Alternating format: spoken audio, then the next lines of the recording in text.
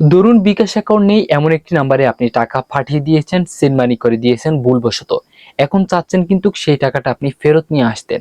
আপনি কিন্তু চাইলে এখন খুব সহজে মাত্র 30 সেকেন্ডের মধ্যেই সেই টাকাটা ব্যাক নিয়ে আসতে পারবেন। আবারও বলছি, বিকাশ অ্যাকাউন্ট নেই এমন নম্বরে যদি আপনি সেন্ড মানি করে থাকেন, তাহলে কিন্তু সেই টাকাটা খুব সহজেই ফেরত নিয়ে আসবেন।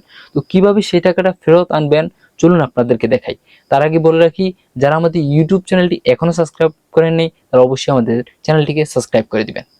তার জন্য আপনারা চলে যাবেন বিকাশ যে অ্যাপস রয়েছে সেই অ্যাপসে যাওয়ার পরে আপনারা কি করবেন, অ্যাপসটাকে লগ ইন করে নেবেন পিন দিয়ে।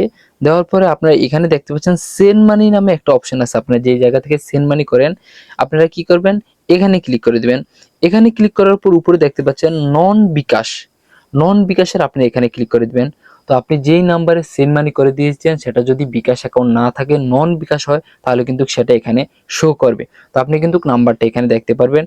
তারপরে এই পাশে দেখতে পাচ্ছেন বাতিল নামে একটা অপশন রয়েছে। আপনি যদি বাতিলে ক্লিক করেন, করার পরে হাতে ক্লিক করে দেন, তাহলে দেখতে পাচ্ছেন কিন্তু আপনার টাকাটা সাথে সাথে ব্যাক চলে এসেছে। আমি যদি এবার আমার ইনবক্স থেকে দেখে, অর্থাৎ লেনদেনের যে অপশনটা রয়েছে সেখানে দেখাই, এখানে দেখতে পাচ্ছেন সেন্ড মানি রিভার্সাল।